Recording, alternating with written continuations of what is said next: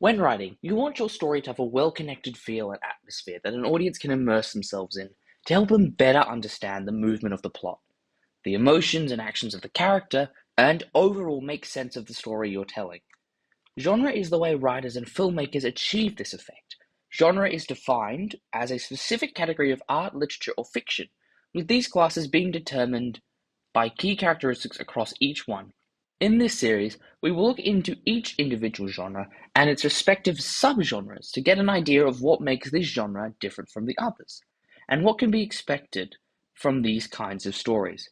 And to help me out, go and check out Overly Sarcastic Productions' Trope Talks videos, as they look into individual writing tropes and detail what genres use them the most and how they function, and help get a sense of how writing has evolved, but also how writing evolves across the genres. I highly recommend checking them out. So, first of all, we should start off by defining what is the fantasy genre. Fantasy is my favorite genre. I have a list of over 50 fantasy books and series I want to read, all with various differences, but with the same core principles. When you think of fantasy, you think of knights, magic, princesses, dragons, castles, etc. But there is more to it than that. Fantasy is so large that stories can range from the generic to the incredibly specific. It is the oldest genre of writing, as humanity has been crafting myths and legends for thousands of years. Fantasy is what creates the world of literature and fiction. So, what makes fantasy fantasy? Well, we start off with magic and magical forces. Magic is what differentiates medieval fantasy and high fantasy. Magic is so synonymous with the genre that it is hard to find books that do not include some form of magic. Whether that is through the main characters or the setting, even if the main characters do not have or interact with magic, there can be magical forces within the world that provide magic, whether it be a particular species, through books, magical creatures, or through artifacts. Magic doesn't even have to be magic, it can be science as well. Steampunk and arcane punk are two examples where magic and science coexist. Magic can come in many forms. It can already exist in the world, and our character already knows it. It has been lost, and our character must rediscover it. There is only a single race of magic users, magic is evil, or magic must be learned at school, etc. World building. It is hard to discuss fantasy and not talk about the world building aspect. No matter the size of your story, the world in which it takes place is a key part of fantasy. World building helps you to establish magic systems, races and species, setting and biomes, politics, kingdoms, alignments, religion and culture, all factors that may affect the plot in some way. Tolkien's world building is famous, and for good reason. The detail he goes into helps his world feel lived in and old, and everything in that world makes sense in the context of the environment he created. World building helps explain your world. If you don't establish these two kingdoms are at war with each other, how does an audience know why the characters can't or are not allowed to cross a border? How do you explain the sudden discovery of magic? World building is, if not the first, one of the fundamental steps in the writing phase of fantasy, providing the setting for your story to take place. Characters. Every story is driven by characters, but fantasy has a lot more versatility than other genres. You have your classic chosen one and reluctant heroes, but you can also have royalty, wizards, soldiers, or generals, fantastical creatures, heck, even villains or slightly more evil heroes. Characters are the driving force behind fantasy stories. Going on quests, slaying monsters, fighting, starting wars, and how you design them within the world creates unique characters you don't really see anywhere else in fiction. Quests. You need some sort of mission or quest that drives your story. In fantasy, this ranges from as simple as rescuing a princess from a tower to carrying a potentially world-ending artifact across said world and hope its master doesn't find you. Quest is a very broad term and can be redefined within these stories to fit with the world. An example of this is Rick Riordan and his Percy Jackson and Magnus Chase books, where most of the stories center around a quest that has been set with a particular goal in mind. Quests are also the catalysts for other plot events, character and relationship development, splittings of the party, further world building, realizations, and other events that help drive the story in its different directions and bring the story to its inevitable conclusion. As long as the quest is completed, you do not have to stick with it as frequently as you do with other genres. And finally, mythical creatures. One is more of an either-or kind of scenario. There are fantasy novels with mythical creatures, some without, but they are a common sight in these kind of stories. The thing about it is how we define mythical creatures, because a story where all the characters are anthropomorphized animals is not really mythical creatures, as everything is a creature. Narnia has this effect where every animal in Narnia can talk, and whilst that is mythical to us, to the world it is not, as they are so common, and not as mythical compared to the nature spirits, fauns, satyrs, and centaurs running around in that world. Mythical creatures can be a useful tool for various plot relevant points. It may be a test of strength, a looming threat, a way to showcase the age of the world, the source of magic, the bad guys, a companion or friend, all kinds of variety. So now we have established the core characteristics of genre fantasy. Let's look at the various subgenres and how they change the formula. Dystopian fantasy. Now, obviously, these stories take place in a desolate, totalitarian world where everyone is oppressed and the urge for rebellion is high. It often deals with the main character either supporting or struggling under the regime and looking for a way to get out of it or slowly being coerced to see the truth behind the regime. There can be rebellion, torture, death, paranoia, and betrayal, and overall depressing. Fantasy takes on this interesting because it puts a new spin on the idea of the regime. There may be a group of powerful sorcerers, an immortal emperor, or a leader, a cult, or even a wrathful god, and our hero may be the last of a fallen line or a chosen one with the power to defeat the regime. Weirdly, Eragon and Star Wars fit this category pretty well. Eragon takes place in a world ruled by an evil empire, ruled by an immortal and wrathful king. Eragon is the last of the line of the Dragon Riders and becomes the last hope at victory for the existing rebel faction. Similarly, Star Wars follows this pretty well, at least in the original trilogy and sequel trilogy, where there are rebellions and chosen ones and lost hopes and all that. This is a good example of how stories are taking elements from various subgenres and combining them to create larger and bigger stories. High fantasy. These are the more archetypical fantasy stories you are familiar with. They take place in a non-Earth setting with a world-threatening villain or conflict, a hero who must fight to protect the world and stop its destruction, filled with fantastic creatures and unusual technology, probably magic in some form, and a whole lot else. Not much more needs to be said about this genre, as it is one of the earliest subgenres of fantasy. Now, there is, conversely, low fantasy, which takes place in a human-dominated world with the magical or fantastical elements invading that real world, which causes the conflict of many of these stories, and it drags the protagonist into some sort of conflict or history between both worlds. This one is quite common, though it is kind of in that realm where it is very similar to urban fantasy. Urban fantasy is a very big umbrella that encompasses a lot of smaller genres.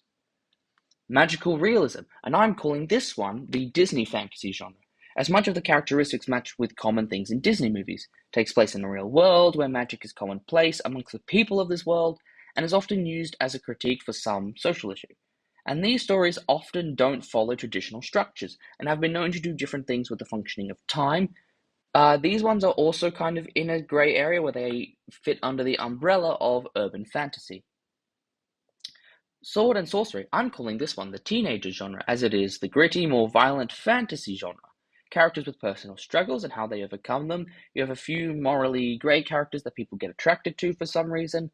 There is a little focus on magic in these stories, which is weird given the title of the story and in title of the genre. The episodic structures that these stories tend to take on helps to build those characters and deal with their struggles rather than fighting monsters. So it is also kind of the therapy genre of fantasy. Urban fantasy. These stories take place in a city landscape, which can be anything from steampunk to historical. These stories sometimes contain fantastical creatures.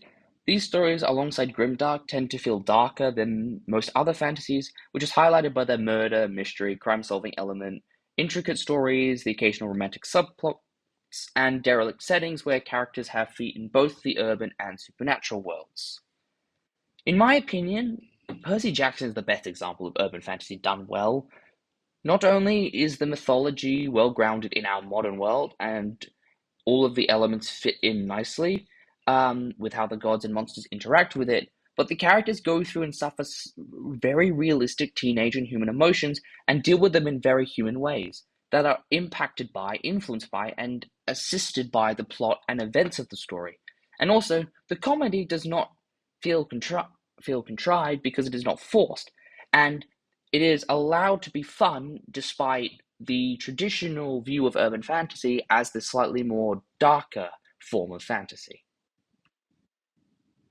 Grimdark. Ah, the emo goth of genres where gore, darkness, terror, and depression are mixed with fantasy. These stories are always brutal, philosophical, often focusing on the dangers or consequences of some action, occasionally world ending events. Our heroes, in quotations, are often morally ambiguous, downtrodden, and sometimes downright evil. Something weird about this is I have seen Game of Thrones described as grimdark, which is strange because despite the violence and sex common in the books, it is a lot more tame compared to some other grimdark stories. I think if this considered grimdark, it is the low bar for what this genre is capable of. Grimdark does not work. It's not the best genre to use for stories because it is trying to be depressing, terrifying, eldritch/space horror, and not all audiences want that. Stories, especially fantasy stories, have often been known to be things about giving people hope, the nature of humanity, the strength of humanity. Grimdark cannot do this because of the nature of the genre. Warhammer 40k is the only place where this works, and that's partly because of the blissful ignorance that the fans of the Warhammer 40k universe have to focus on the cool factions and the units of the game and the lore, and kind of either ignore or don't care as much about the grimdark elements. Paranormal romance. The weird one, where paranormal creatures like vampires, orcs, werewolves, and others are flung into long-winded graphic relationships with humans. This can take place anywhere from urban to high fantasy, be the focal point or a secondary. Basically, as long as a human has sex with a monster, that counts as paranormal romance. Fables. From the Greek mind of Aesop came the concept stories that always had a moral, something we learned from them, from the classic Boy Who Cried Wolf to novels like The World of the Narrows. These stories are quite interesting, as more than anything, it has tons of hidden meaning in every word, and the lessons don't always have to be learned positively. They can have dire consequences, as with The Boy Who Cried Wolf. And one may argue that all fantasy stories have some element of fable to them, which would make sense when you consider the evolving nature of the genre, taking the elements formed during ancient Greece and adapting them into the more modern stories. And many fantasy stories have overarching themes or deeper messages connected to the real world themes and social issues. Tolkien is a good example of this because Lord of the Rings was written based on his experiences in World War One, both the good and the horrible, and may have provided a deeper message behind the story. Therefore, Fable can be seen as a key step in the development of the fantasy genre, as it grounded these crazy stories in reality with these stronger messages and themes. Even when you look at the various Greek myths and legends, there are elements of fable still in them, which has lessons about trusting the gods and hubris and sort of those very key fatal flaws that were the sort of heart of many Greek tragedies. Fairy tales, the other Disney genre, where almost every princess story came from. This genre is responsible for much of the archetypical fantasy genre tropes like dragons, knights, damsels in distress, princesses, and castles, and there is not much else that needs to be said about this one. It is the stereotypical fantasy genre. But talking about this genre gives the opportunity to talk about watering down fantasy. Disney's older classics were adaptations of the original fairy tales, many of them written by Hans Christian Andersen, which were crazy dark. Go read summaries on the original Sleeping Beauty and the Little Mermaid. They are way darker than they should be. These changes were obviously to fit with the identity of Disney, and it worked. These versions are now often more iconic than the original. This happens more often than you would think. People take these darker stories and usually by adding talking animals, water them down for younger audiences. And it is an important thing to do because many of these genres can be built for younger audiences. And doing this watering down of fantasy allows for that to happen. And it's something else that has been a factor in its development of the genre. These Greek myths and legends were never necessarily dark, but they were sort of warnings. You would tell your children about the gods and the wrath of the gods and these heroes who made these big mistakes or had these big fatal flaws to try and teach them to be good people. And it is very important to consider that when you're looking at fantasy as a genre, how all this influence came into creating the genre. Superhero fantasy. This is just comic books, all the fantastical powers, mythologies, lore, and everything else that encompasses the superhero genre. Superheroes also fall under the urban fantasy umbrella, as they are people with feet in both the normal and superhero worlds. Throw in supernatural, magical, and alien worlds, and you have most major universes slash multiverses. Fantasy of manners. It's a very specific genre that deals with satirical and pastiche stories that have the traditional underdog versus massive empire plot. This genre tends to be combined with other larger stories and other larger genres. Think Eragon or Swordspoint. Crossworlds fantasy. This covers a story like Narnia, where the protagonists cross into the fantasy world through some sort of magical portal. You can occasionally have time displacement when you are in the magical otherworld. Sometimes there are elements of the real world bleeding into the magical world. Sometimes the world knows of the real world, sometimes it doesn't. There is a lot of variety in this genre, and this is one of those genres that tends to be combined with other larger ones like high fantasy, and it's less of a straight story genre. It's more of a take elements of the Crossworlds fantasy, like having the sort of being able to cross over with elements of another story. And steampunk. We want to have airships, guns, and magic mixed with elves and other magical creatures. Create a steampunk world. I don't see many of these. Arcane is the only thing that comes close, but that has a genre of its own in the sci-fi genre.